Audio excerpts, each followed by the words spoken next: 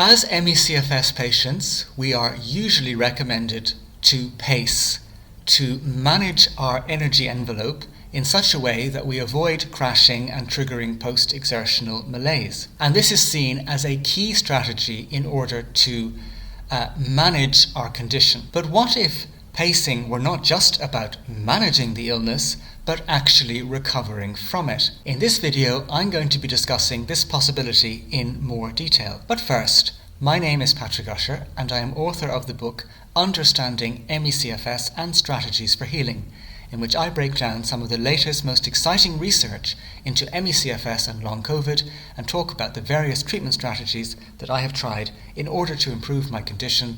The links for that book are down below. So, as I say, pacing is normally framed as a management strategy. We are told to think about how many spoons of energy we have, what can we do safely in a day without triggering the illness, and in this way to try and manage it as best as we can and eke out the best kind of existence that we can. The whole language is basically framed in terms of avoiding the negative of crashes. But what if pacing, done successfully, were actually not about managing the illness, but about recovering from it altogether? This idea was first planted in my mind by Professor Prof Davis, one of the leading ME-CFS researchers and an academic who works at Stanford University. In an interview, he talked about an ME-CFS patient that he knew, an actual graduate student of his, and she had become really quite severe. She was bedridden. This is what he had to say about her. One of my graduate students came down with this disease a few years ago. She felt it was the crashes which keep her in it, and so she was determined not to crash. She became bedbound. She was pretty sick, and she went for an entire year without crashing, and she got over it. Now, that's an N of 1 for a cure. I was concerned that she was just better, but not over it. But she told me, no, I can run 16 kilometers a day with no detrimental effect. I think that is a pretty good definition of being cured, as most people can't do that, even healthy people. So this is a very interesting anecdotal case study. Admittedly, it's just one person. It gives us some interesting ideas. This person, this graduate student, thought that the crashes keep her in the disease. Now that's interesting, because what happens when you crash is that all of the central illness mechanisms heighten and intensify, and then your body has a really hard time of actually recovering from that intensification of the illness. Indeed, we know from recent studies that when you crash, some of your muscle tissue actually dies. You get muscle tissue necrosis. I've done a video about that recently. So the first thing to think about from this anecdotal case study is, what would the situation be like for the ME-CFS patient if they were not regularly having to deal with this heightening of the symptoms, which then takes such an effort for the body to actually recover from. Now, tied in with this is actually the observation that generally, when you are in a crash, something extraordinary happens, which is that you do actually eventually get out of it. Now, there may be some caveats or qualifications to that statement, which I will come to later in the video, but in general, your body actually does recover. And this tells us that even in that extreme situation, the body of the ME-CFS patient has still set its compass on healing. So what would happen if, once we get out of a crash, we really make our very best effort to stay sensible, try and string together sequences of days in which we are not crashing? Will those same healing mechanisms that get enacted during the crash also just continue and work on the other aspects of the illness over time? It seems to be feasible, and it's probably why this particular person recovered. Now, of course, it probably takes a long time, and it seems in the case of this person it took a year. And this makes sense in the light of all of the secondary dysfunctions that develop in ME-CFS and perpetuate themselves and each other as a series of interlinking vicious cycles. I've done a whole video on that recently in which I break down an overview of all of those vicious cycles. But if the body is healing, it is potentially possible that it could resolve all of these different physiological burdens. So I've often asked myself, what would happen if I went 3 weeks without crashing, 5 weeks without crashing? What would happen if I went 100 days without crashing?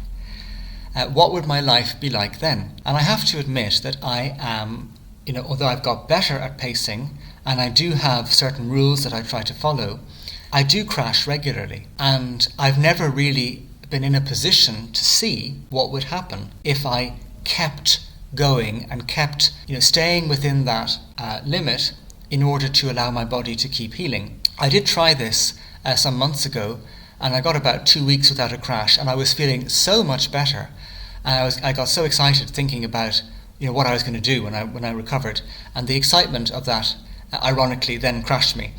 But I saw evidence that my body's healing mechanisms were moving me in the right direction, and it's something as an experiment that I want to go back to again in the future. So perhaps this might be possible. Now on the flip side, perhaps it might not be. Perhaps the various secondary burdens that develop in the body, like the microclots or the autoantibodies, might become so embedded and so strong that while pacing could help you, or not crashing for a long period of time could help you in some ways, perhaps it's too hard for the body to actually overcome those problems itself. Maybe some kind of targeted treatment might be necessary. In fact, that might be a more helpful way to think about it, is to have avoiding crashing as the baseline effort in order to recover and improve, and at the same time considering which treatments can actually help out your body given the nature of the pathophysiology of ME-CFS and your particular circumstances.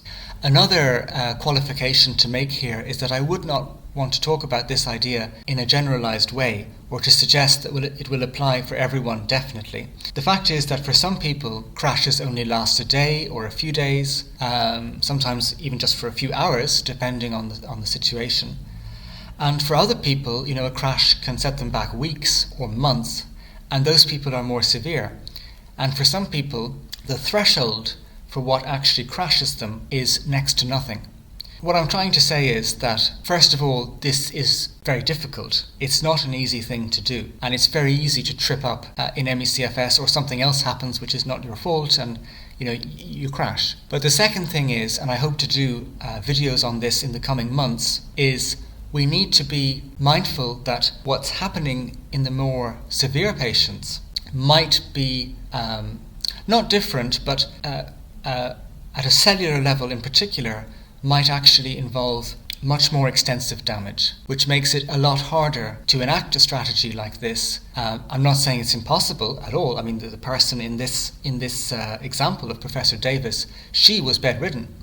So I'm not being pessimistic. I'm just saying that it's important to remember where everyone is at and how the illness can get to a situation where crashing can happen sometimes for just lifting an arm, So I don't want to be Pollyanna-ish about this. I'm just saying that as a principle, as a way of thinking about this illness logically, the crashes do heighten and exacerbate the illness mechanisms. That's a fact. And it takes a lot for the body to recover from that heightening. And so the number one prerequisite for recovery would seem to be to avoid crashing for an extended period of time, and most likely in conjunction with other treatment strategies. Similarly, I think it's important to reflect on what we mean by pacing.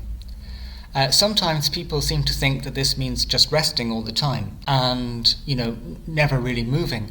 And the very unfortunate thing about ME-CFS, which is an illness of exercise intolerance, is that there's this, if you do end up resting all the time, you can actually go into a very downward spiral, because then the deconditioning becomes added into on top of the other illness mechanisms, and suddenly it becomes even easier to crash.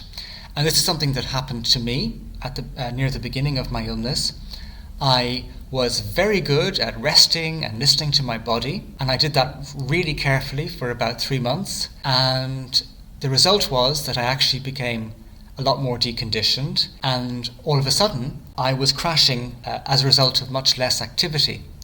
So I listened to my body really well, but I actually ended up getting worse. And so what I think is a better way of thinking about this now, and in saying this I'm following the advice of Dr. Raymond Perrin, who's written books on ME-CFS and lymphatic drainage and spinal treatments, is he has something called the 50% rule, which is that on any given day you do 50% of the activity that you think you can do without crashing. And this means that you are still doing something, and as you feel better, you're doing something more, but you are still staying within that safe envelope.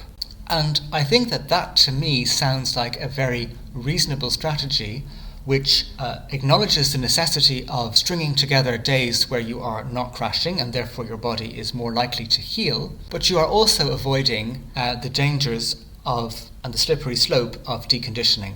It took me 5 years after I followed this, resting advice to get back to a situation where I could walk for 20 minutes continuously. And for much of that time, I couldn't walk for 5 minutes. So I personally believe that if you are safely able to do a certain amount of walking, it's a good idea to try and hold on to that. And as we come towards the end of this video, I'll just say that I think it's also interesting that Professor Klaus Wirth, who's working on his Myalgic pill, which would aim to be the world's first ME-CFS and Long Covid medication, he is targeting the mechanisms that he believes, with good reason, cause post-exertional malaise. Now, technically, those mechanisms are way downstream in the illness pathophysiology because, crashes is kind of the end point. But for him, they're the problem to eliminate because those are the problems that keep the person in the illness. They heighten and intensify the illness mechanisms, and therefore if that problem can be eliminated through medication, could it be the case that the body will then have a much easier time of healing the rest of the illness itself? So in other words, taking Myalgic, even though I imagine it would help with feeling better from the get-go, would almost be like taking a pill that does the work of successful pacing for you. So that's it for this video. I think it's an interesting idea. I think it's something to explore. As I say, it's something that I want to experiment with more seriously in the future. But at a very basic level, and even though I would have qualifications and caveats, as mentioned in this video, at a basic level, when we think about the nature of ME-CFS, it is surely the case that avoiding the exacerbation of post-exertional malaise is a prerequisite for actually healing and not just for managing the illness. So I look forward to your comments on this. Have you managed to go for some weeks or months without crashing? Did that help you? Did you feel like you were healing? What are your observations in relation to this topic? And I look forward to reading your comments, and I will see you in the next video.